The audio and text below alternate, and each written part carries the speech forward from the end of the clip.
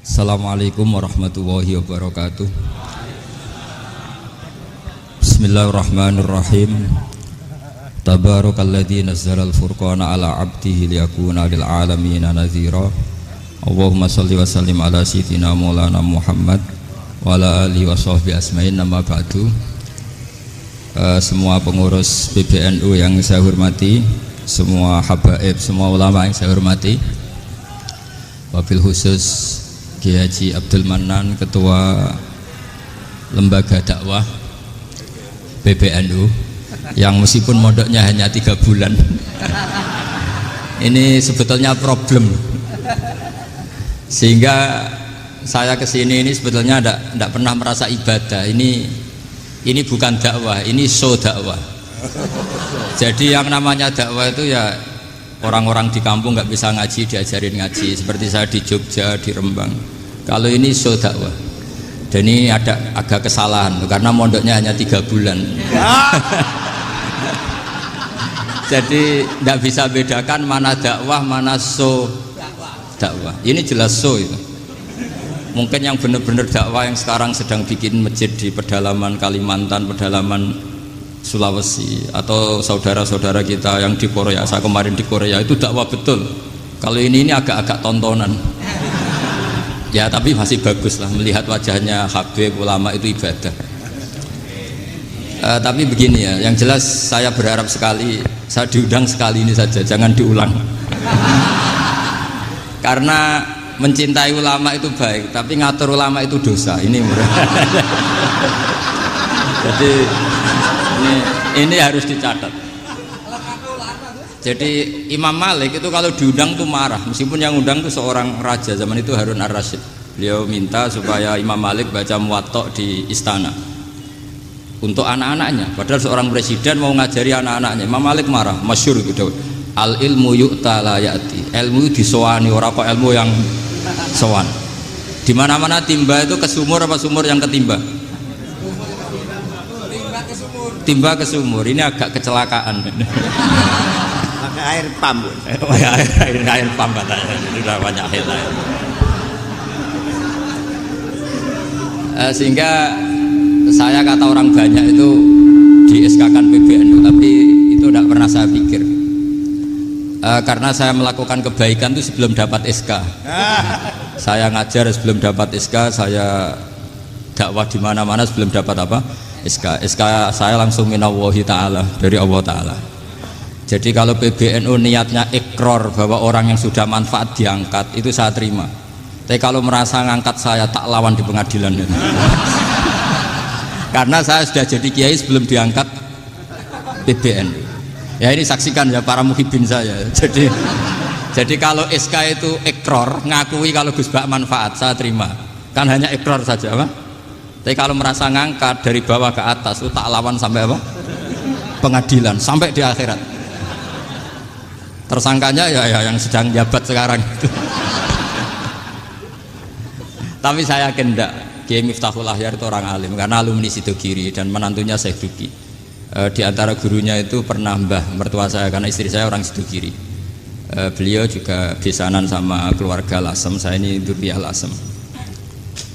Pak Said Akil juga orang alim, mbah-mbahnya juga orang alim. Baru kemarin nyocokkan nasab sama saya. Buyut-buyutnya beliau itu adik buyut saya, pernah cocokkan sama saya. Gus, saya sama saya tua mana? Tua saya, buyut kamu adik buyut saya, kata saya gitu. Tapi saya tetap hormat sama beliau karena ya pernah sepuh umurnya setidaknya. Jadi saya ulang lagi, ngaji seperti ini itu sebetulnya lebih ke show, pertunjukan. Supaya pertunjukan ini tidak dosa, saya isi ngaji betulan. Tapi jangan diulang. Karena biasa ngaji rutin. Saya di Jogja tafsir Jalalain sudah juz 23. Pernah khatam hikam. Sekarang Nashahul Ibad separuh. Saya ngaji di Sidogiri Itkon, di Sarang Balaghatul Quran, di Hajen Lubul Usul, tapi sarahnya yang Thariqatul Usul, sarahnya Mbah Sahal Mahfud. Jadi baru di sini ngaji bersaing sama orang yang mondok berapa? 3 bulan. Ini masalah. Masalah. Gak boleh mondok itu harus buat tulis zaman. Tapi ya tidak apa-apa, mungkin laduni ya. Jadi kalau mondok cepet itu kemungkinannya apa? Laduni. Begini, tapi saya tertarik apa yang dikatakan Kiai Haji Abdul Manan tadi menyangkut kalimat tauhid. Saya ngaji di mana-mana bilang, kalau ngaji itu yang tahqiq itu detail. Detail itu bahasa Arabnya tahqiq. Jadi kita misalnya berpikir secara jernih, orang yang kafir 70 tahun itu pasti menjadi muslim karena melafadzkan la ilaha illallah. Dan itu bi ijma'il ulama. Semua ulama mengatakan demikian. Saya ulang lagi, itu bi ijma'il ulama. Karena mansus di Quran ada ayat kulil ladzina kafaru iyantahu yughfar lahum ma qad salaf. Kalau orang yang kafir 70 tahun bisa dihilangkan kekafirannya hanya dengan kalimat la ilaha illallah Muhammadur Rasulullah. Berarti kalimat ini statusnya apa? Penghilang kekafiran, apa? Penghilang kekafiran. Lalu ada kelompok yang mengatakan gara-gara kalimat la ilaha illallah dan pegang patok nisan itu orang menjadi kafir. Ini kan jadi paradok. Lafadz yang kita statuskan sebagai penghilang kekafiran dengan lafadz yang sama orang menjadi kafir. Itu nggak ketemu nalar. Mbok nalar paling apapun tetap nggak ketemu. Kecuali tadi ya dalilnya pokok yang ngotot tadi. Itu memang kacau itu. Tapi alhamdulillah mereka insya Allah ya sadar. Kamu jangan bayangkan mereka tidak sadar terus. Berarti kamu doanya jelek. Bisa saja mereka sudah ingin sadar, berhubung digojlok ini terus gak jadi sadar. Jadi jangan-jangan salah kita karena sering gojlok sehingga yang mau sadar jadi tidak apa? Nggak sadar. Saya tadi jam 10 sampai setengah 2 masih ngajar di pondok saya ngajar tafsir masih di Rembang sana saya. Terus saya ke Semarang Delalah Muyassar. Ya mungkin agak-agak keramat jadi tetap jam 3:15 saya bisa ketemu Habib Umar Hafid. Saya beberapa menit ya diskusi tentang manhaj beliau, dan kebetulan saya sering belajar kitab beliau sama alumni Darul Mustafa. Meskipun saya tidak pernah ke sana, tapi saya tahu betul mazhab beliau karena al arwah junudun apa mujannada. Begini, saya sering dingendikani Mbah Mun, politik tidak jelas itu bagian dari kejelasan. Ini yang perlu dicatat. Jadi politik tidak jelas itu bagian dari apa? Kejelasan. Misalnya begini, siapa yang mengira Khalid bin Walid yang sangat musuhi Rasulullah, dia panglima orang kafir ketika ngalahkan Rasulullah di perang Uhud, akhirnya Khalid bin Walid masuk apa? Islam. Begitu juga Wahsy, qatilu ahab bin nasi ila Rasulillah, pembunuh Said Hamzah, akhirnya juga masuk Islam. Begitu juga Abu Sufyan, dia pemimpin besar kafir Mekah ketika perang Badar, ketika perang Khandaq, akhirnya juga Islam dan menjadi mertua Rasulullah Shallallahu Alaihi Wasallam.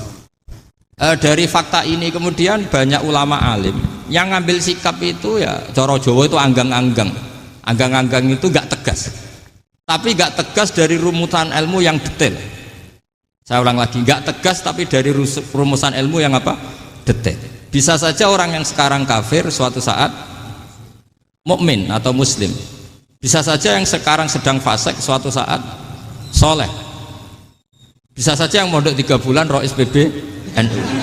Sementara yang mondok lama kadang Kiai RT.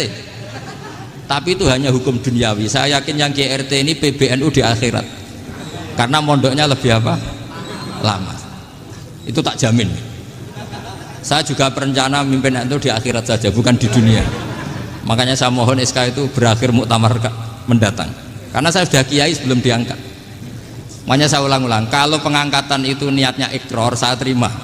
Tapi kalau niatnya ngangkat, tak gugat di pengadilan. Ini tidak guyon, ini betulan itu. Ya, tapi ini hanya guyon saja. Nah, ini penting saya utarakan teori ngaji ya. Ini saya bacakan naskah asli Sayyid Umar Hafid supaya Anda dapat barokah beliau. Karena beliau selain alim allamah, muridnya Habib Salim, juga beliau pernah ngaji kutub Sayyid Abdul Qadir Segaf di Jeddah. Juga beliau sering istifadah di beberapa kiai. Ini saya baca teks Arabnya kemudian saya terjemah. Bagi yang tidak setuju pemaknanya bisa gugat, karena saya baca Arabnya. Yang nggak setuju pemaknanya bisa gugat, tapi tak jamin kalah karena saya paham betul teksnya maknanya seperti itu.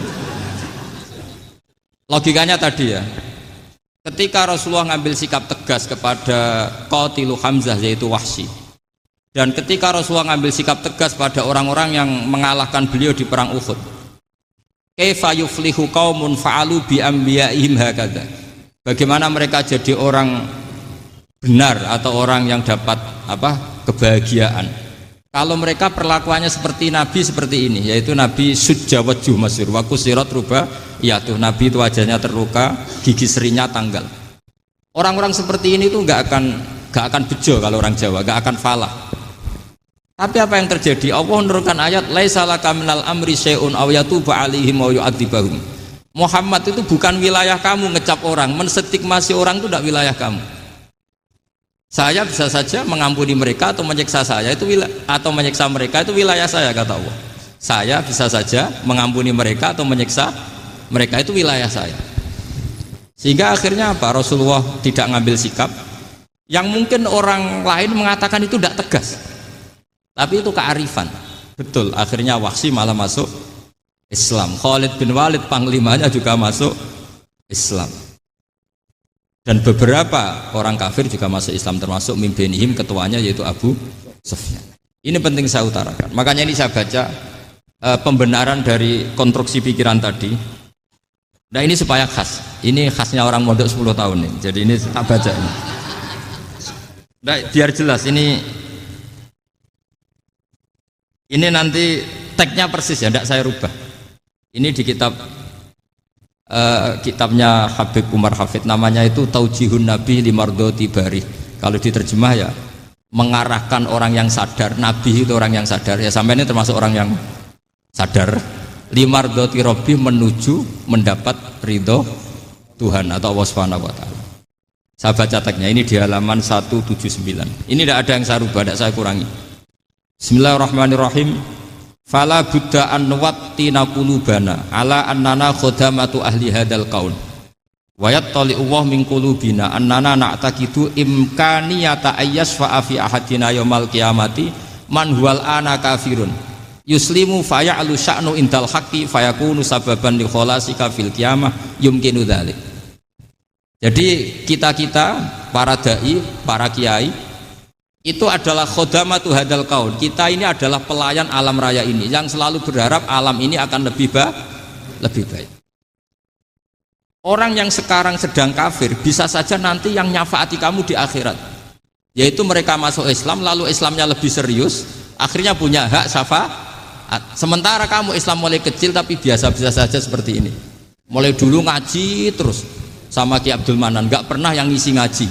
Itu artinya nggak ada perkembangan. Makanya saya nggak ingin ngaji lagi karena saya ingin perkembangan Anda nanti tukang mengisi, bukan yang diisi. Kalau saya nanti ngaji lagi di sini, artinya Anda kalau tetap mendengarkan itu tidak ada perkembangan. Pantes saja semulang Gus Bahak sampean sing ngaji. Sekali-kali ada perkembangan, saya ngaji sampean yang mulang, itu bagus ya. Meskipun itu perkembangan yang menyesatkan.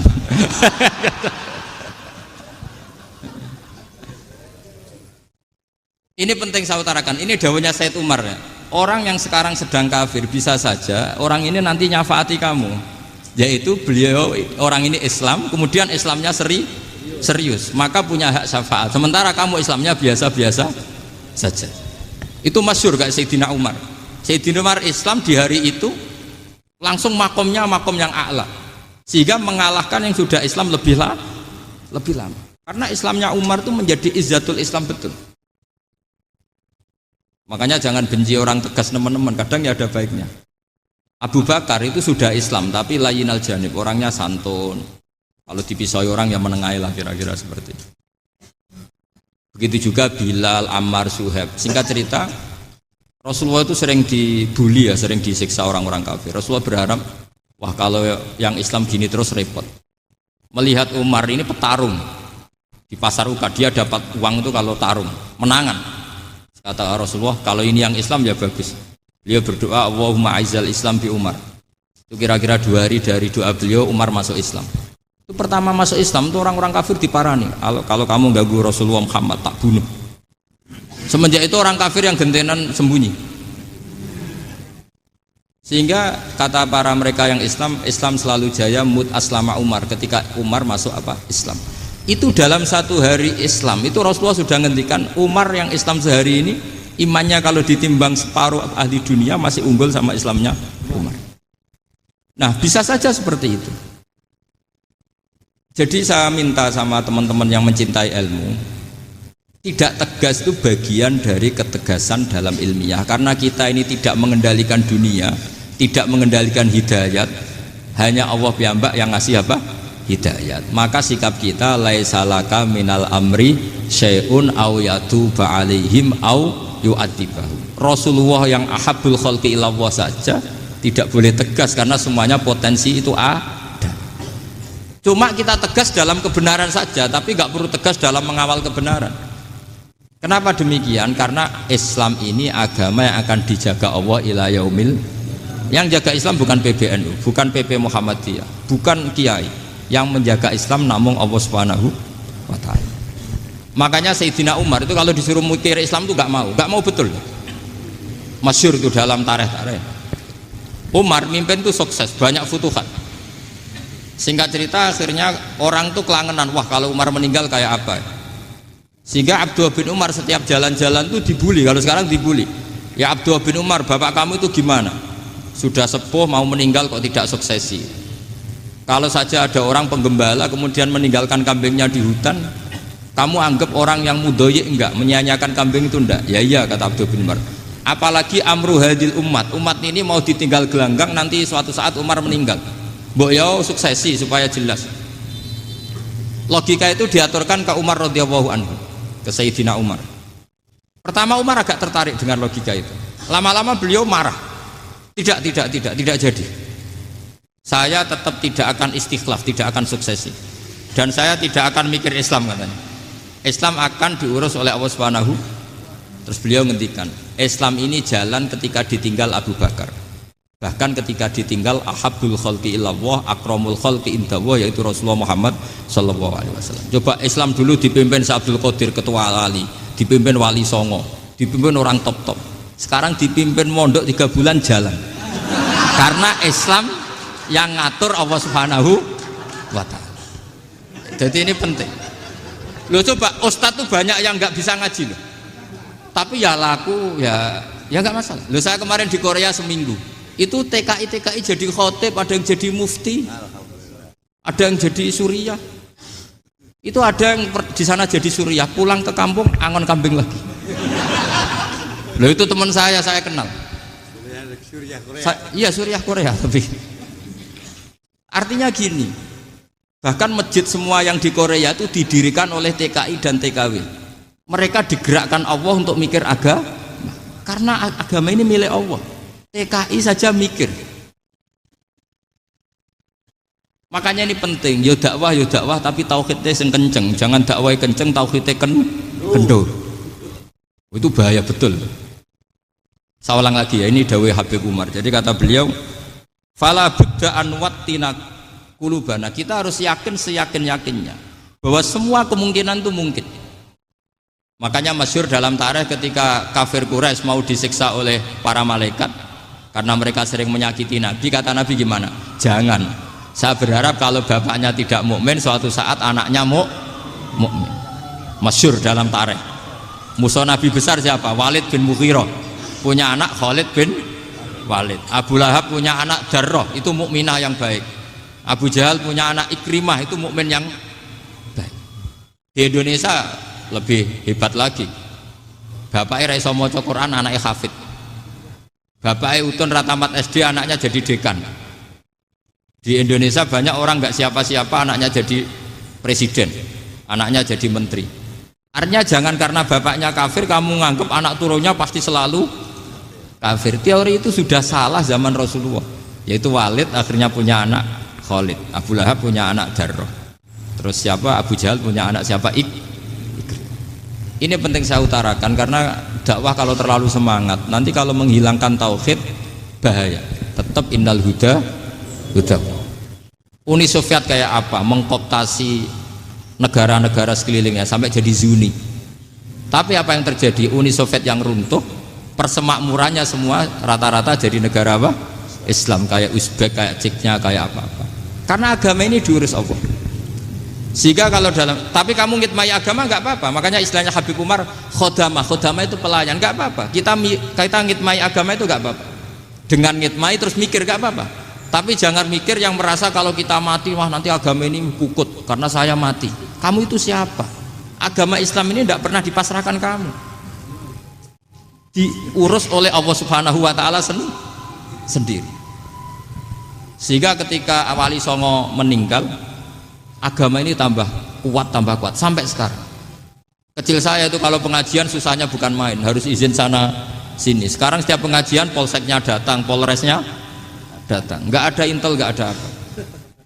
Padahal kiai dulu sama kiai sekarang itu kira-kira alim mana? Alim kiai dulu. Mbah Hasyim Asy'ari itu ngarang kitab sampai dibaca di Yaman. Saya sering baca juga kitab beliau, Risalatu Ahli Sunnah wal Jamaah. Kiai sekarang mau terjemah aja kadang salah memahami. Tapi ya Islam tetap jalan karena Islam ini dikawal, dijaga oleh Allah Subhanahu wa taala. Maka kalau dalam cerita tarikh sirahnya Ibnu Ishaq itu, tauhid itu penting. Beliau cerita begini. Sayyid Abdullah itu namanya Abdullah bin Abdul Muthalib. Kita tahu kenangannya Rasulullah terbanyak itu bukan dengan Sayyid Abdullah tapi dengan Sayyid Abdul Muthalib, dengan mbahnya. Karena Nabi itu mulai kecil dirawat oleh siapa? Mbahnya. Yaitu yang disebut Nabi ketika 2 bulan kan abahnya sudah meninggal. Ya saya baca ya, pakai bahasa Arab biar jadi bid'ah. Nanti kalau bahasa Indonesia ada bid'ah. Tidak betul. Diba atau berjanji sebenarnya itu kitab sejarah, berhubung dibaca bahasa Arab terus kayak mantra. Terus yang belakang mau nyenggai soleh aleh, sehingga kubu sebelah bilang tuh khurafat dan bid'ah. Coba diterjemah ini, coba nanti saya baca bahasa Arab. Walamma tamma min hamli syahroni ala masyuril aqwalil marwiyatu fiya bil madinati abuhu abdullah wa kana qad istaza bi akhwalihi bani adi minat taifatin najariyah wa makatha syahron saqiman yu'anu nasukmahu wasyaqwa. Terus di pojok sana bilang sholli alaihi. Pasti kubu sebelah yang liwat, wah itu khurafat bid'ah karena dianggap mantra. Padahal artinya coba sampean baca bahasa Indonesia. Ketika hamil Rasulullah umur 2 bulan, abahnya meninggal di kota Abwa. Kota Abwa adalah kota keluarga besar ibunya Sayyid Abdullah. Kebetulan pas ke sana beliau sakit sampai 1 bulan dirawat. Bid'ahnya di mana kalau diterjemah? Wong itu kitab tarikh. Makanya saya nggak tahu yang membidah-bidahkan tiba itu karena tadi. Tapi sampean juga ikut salah karena nyenggai sholawatan tok itu. Jadi makanya saya bilang tadi kalau bahasa Arab bid'ah, kalau sudah terjemah tidak bid'ah karena kelihatan kalau itu hanya kitab tarikh. Loh, coba bid'ahnya di mana? Wa ba'du fa'aqulu wa Muhammad bin Abdullah bin Abdul Muthalib bin Hasyim. Itu kalau diterjemahkan, kamu harus tahu siapa nama Muhammad. Muhammad punya abah siapa? Rasulullah Muhammad Abdullah. Punya abah siapa? Abdul Mut. Punya abah siapa? Hasyim. Coba baca gitu di kubu sebelah. Oh iya gitu. Berhubung baca bahasa Arab. Wa ba'du fa'aqulu wa Muhammad bin Abdullah bin Abdul Muthalib bin Hasyim. Jadi itu hanya salah baca saja itu. Maksudnya salah yang hukumi, bukan salah yang baca, salah yang apa? Hukumi. Sayyid Abdullah ini orang yang tauhidnya sangat kuat.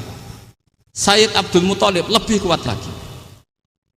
Saya cerita sedikit betapa pentingnya tauhid. Ketika pasukan Abraha bawa pasukan gajah mau menyerang apa? Ka'bah. Itu sebelum menyerang itu semua aset-aset milik orang kafir Quraisy, milik orang Quraisy lah. Itu ditawan, diambil, termasuk milik Sayyid Abdul Muthalib, milik Abdul Muthalib. Terus ketika mau masuk Ka'bah, mau masuk Mekah, kata Abraha, man sayyidu hadal wadi, siapa yang kamu tuakan, yang kamu pertuan di sini? Oh, Abdul Muthalib. Abdul Muthalib itu dipanggil, itu auranya luar biasa. Abraha yang di tempat perkemahannya itu harus duduk di atas karena dia raja, itu duduk di atas gak berani. Saking wibawanya Abdul Muthalib, ini mbahnya Rasulullah. Akhirnya Abraha bilang gini, saya duduk di bawah tidak mungkin karena saya raja. Kamu duduk jejer saya tidak mungkin karena nanti umat saya kecewa karena raja kok disaingin gitu. Ya sudah, sambil berdiri-diri kita ngomong. Akhirnya Sayyid Abdul Muthalib tadi Diomongin gini, saya itu tidak ingin merusak orang-orang Mekah, orang-orang Quraisy. Saya hanya kecewa punya tempat ibadah dikencingi, diberagin sehingga saya mau merubuhkan Ka'bah. Tapi dengan damai, nggak ada perang. Apa jawabnya Abdul Muthalib? Lucu. Nggak apa-apa, Ka'bah kamu robohkan silakan, nggak apa-apa. Yang penting unta saya yang kamu sita kembalikan. Harta saya yang 100 unta kamu sita kamu kembalikan. Itu Abraha kagetnya bukan main. Kaget karena kamu itu pemimpin apa? Tadi saya hormat kamu karena kamu tak anggap orang hebat. Hadhil Ka'bah dinu abaika. Ini Ka'bah itu agama kamu. Pas saya hancurkan kok kamu tenang-tenang saja. Padahal pas mau saya hancurkan kamu tenang-tenang saja, malah tanya unta kamu itu gimana? Apa jawabnya Abdul Muthalib? Inna lihadal baiti robban hamahu. Sebab Ka'bah itu ada yang punya dan pasti akan melindungi Ka'bah. Tapi kalau unta itu milik saya, ini urusan saya, ini unta. Jadi inna lihadal baiti robban hamahu itu tidak milik saya, itu ada yang punya. Ya sudah, biar yang punya aja yang jaga, itu tidak urusan saya. Akhirnya unta dikembalikan, aman deh, untung double. Terus akhirnya dia ke Ka'bah, fa'akhudha bi halaqatil bab, karena dulu apa itu halaqatil bab, karena dulu itu yang dipakai apa itu pegangan itu bentuknya apa, bulat, makanya diistilahkan halaqah apa, bulat. Kalau sekarang halaqah ilmiah itu seminar, tidak halaqah itu buruhi lain lagi. Ya. Pegang terus bilang gini, kata Abdul Muthalib, ya Allah, Ka'bah ini mau dihancurkan oleh Abraha, Ka'bah ini milik kamu. Saya mau ke gunung, mau melihat apa yang kau lakukan terhadap orang yang mau merusak Ka'bah. Terus Abdul Muthalib bilang ke umatnya, wa ya qaumi, ayo kita ke gunung melihat ma fa'ala rabbuna, apa yang akan dilakukan Tuhan kita terhadap orang yang mau menghancurkan Ka'bah. Jadi santai saja, santai. Terus Abdul Muthalib naik gunung sama orang-orang Quraisy. Abraha datang mau merusak Ka'bah, terus terjadi alam taro kaifa fa'ala rabbuka bi ashabil fil. Itu melihat, dan betul Ka'bah dijaga Allah. Islam juga gitu. Ketika Islam dikoptasi Uni Soviet, semua ulama, semua wali perasaannya hanya nunggu kehancuran Uni Soviet, karena pasti agama ini dijaga Allah. Saya setiap sholat, setiap munajat, ketika baca Rabbana lakal hamdu bil samawati wa mil'ul ardi. Dulu saya iskal itu janggal. Ya Allah, engkau zat yang layak dipuji, yang pujian itu memenuhi langit dan bumi. Pikiran saya kalau bumi ateis itu mujinya kayak apa? Tapi Masya Allah, ketika saya datang di Korea, bumi ateis, ternyata di sana banyak masjid, banyak tasbih, bahkan ada sakduna di sana. Karena Allah sudah ngendikan lakal hamdu mil'us samawati wa mil'ul ardi. Dan sekarang nyata, semua bumi ateis, bumi apa saja, ada tasbihnya, ada tahmidnya. Makanya sadaqallahul adzim ketika ngendikan sanurihim ayatina fil afaq walladzi arsala rasulahu bil huda dinil haqqi liyuzhirahu 'alad dini kulli. Makanya saya mohon sekali bahwa agama ini harus kamu khidmah. Tapi enggak boleh kamu pikir. Atau dibaliklah, khidmah maka memikir. Tapi tidak usah GR bahwa agama ini diserahkan sampean. Saya juga enggak ridho. Agama kok diurus orang-orang kayak gini, kayak apa nasibnya? Jadi ini penting, karena rata-rata kiai alim itu tidak jelas. Terus oleh orang-orang yang nggak pernah ngaji itu, wah ini nggak jelas, nggak tegas. Islam itu harus tegas. Maksudnya tegas itu kayak apa? Tegas itu di wilayah kita. Kalau istri kamu mau diperkosa orang itu boleh tegas, itu wilayah kamu. Tapi kalau hidayat itu wilayahnya Allah Subhanahu wa Ta'ala, kita tidak pernah tahu. Bahkan yang sudah Islam saja, nyuwun sewu, itu nggak ada jaminan mati husnul. Kita tahu dalam sejarah Sa'labah itu dapat gelar hamamatul masjid, merpatinya masjid. Tapi kita tahu akhirnya Sa'labah itu apa? Su'ul khotimah. Sampai dalam Islam selalu diajarkan ya muqallibal qulub tsabbit qalbi ala din. Jadi kalau kita sendiri saja masih ingin selalu husnul khotimah, agak ada ruang untuk mudah menvonis orang lain. Makanya saya salut sekali ketika Habib Umar menulis kita semua ini mengkhidmati hadal kaun, dan selalu berharap bisa saja suatu saat orang yang sedang kafir bisa saja suatu saat muslim. Nah soal kalau yang sama yang harbi menyerang kita ya tarung. Kalau artinya kalau yang merangi kita ya kita wajib perang, kalau enggak ya habis kita. Seperti kita lakukan ketika diserang Belanda. Tapi ketika mereka musta'man, dhimmi, mu'ahad, orang-orang kafir yang mau berdamai dengan kita, ya kita damai. Sebagaimana yang dilakukan Rasulullah SAW ketika berdamai dengan kafir Quraisy yang dipimpin Suhail bin Amr. Masyhur itu dalam tarikh. Singkat cerita kan Sayyidina Ali ini pernah konflik sama orang Khawarij. Kata Sayyidina Ali, ya sudah lah, namanya kita musuhan, kita tidak usah ketemu, pakai mediator, kata Sayyidina Ali. Kata orang Khawarij, ini apa-apaan kok butuh mediator, nggak ada Qur'annya, nggak ada hadisnya. Kira-kira kalau Pak Sayyidina Ali orang Jawa, nggak ada apa tidak tahu. Walhasil Sayyidina Ali akhirnya baca ayat, wa in khiftum shiqaqa bainihima fab'atsu hakaman min ahli wa hakaman min ahliya. Jika suami istri tengah konflik, maka yang keluarga suami kirim mediator, yang keluarga perempuan juga kirim. Terus kata Sayyidina Ali, wa amru ummati Muhammad a'dhamu min amri rajulin wa imra'atin. Kalau suami istri saja ketika konflik butuh mediator, apalagi ini kelompok besar pasti lebih butuh mediator. Akhirnya lalu mediatornya siapa? Kata Sayyidina Ali, ya siapa saja yang penting baik. Ditunjuk seseorang, diprotes sama orang Khawarij, ini orang nggak kredibel. Oh, ini. Terus Sayyidina Ali marah-marah. Rasulullah itu pernah berdamai dengan orang, bahkan orang itu kafir, yaitu Sulhul Hudaybiyah. Nabi itu berdamai dengan orang yang bernama Suhail bin Amr ketika itu kafir. Makanya ini menunjukkan bahwa musolahah ma'al kufar itu boleh demi kelangsungan bernegara, berbangsa. Kamu tidak usah meragukan reputasi NU. Ketika dulu kafirnya kafir harbi zaman Belanda, ya Mbah Hasim fatwa apa? Jihad. Jadi jangan kira tidak tegas, kita tegas sekali, justru kita yang punya masa lalu tegas. Tapi kepada siapa dan dalam konteks apa? Paham ya? Terus ini penting sekali untuk dijernihkan.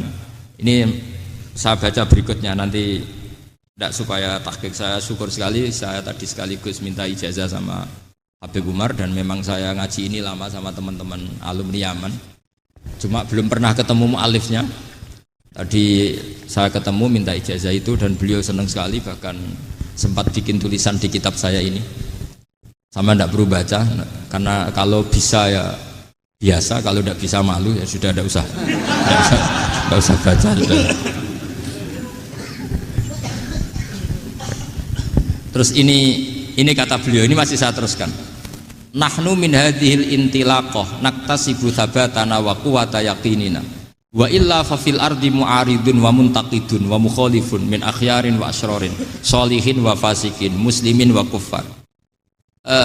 Kalau kamu punya satu metode ilmiah, metode dakwah, kamu harus siap, karena pasti ada yang menentang. Yang menentang itu ya mulai orang soleh, tidak soleh, orang macam-macam. Jadi kalau sudah punya manhaj, memang dari awal harus siap apa? Ditentang. Jadi misalnya PBNU punya kebijakan apa, ya sudah siap saja dibully. Itu pasti itu, karena nggak ada manusia semua suka, semua benci. Kata beliau, anta in kunta fi syakkin min hadzal maslak wal manhaj fattabi man syi'ta wasaha angka ghaniyah wa in kunta ala yaqinin annahu al huda wa mirasun nubuwah wa annahu haqiqatu tarjamatil ahdi ma'rab fala tata'atsar min kalami ahadin yakunu mangkana. Jadi intinya kita mengawal Islam secara rahmatan lil alamin itu justru kita berharap menjadi simpatik dan menjadikan mereka menjadi napa Islam. Jangan ketika simpatik dianggap gak tegas.